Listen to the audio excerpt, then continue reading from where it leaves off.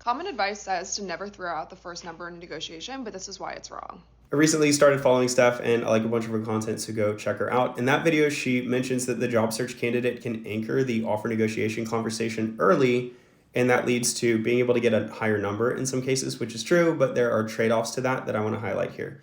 So when should we anchor and when should we bypass? Basically, there are cases where you know they're not going to hit your number. And then the question comes to you, do you want to work there at all? Or do you want to use this interview loop as practice? And so if you want to use it as practice, you should bypass giving an early anchor because you'll just scare them off.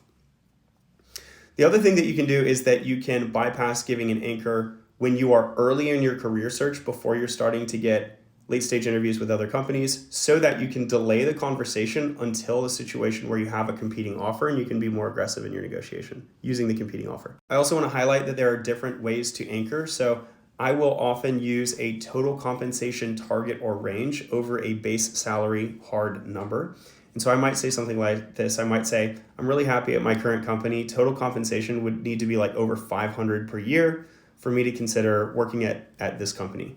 And then I leave ambiguous how that breaks down into equity, bonuses, base salary, or whatever. I leave that ambiguous later. And this is really easy to communicate to the recruiter because why are we having this complex discussion? That's going to cost us time, and we don't even know where I'm going to be leveled at. So we can't even make an intelligent decision around the offer yet.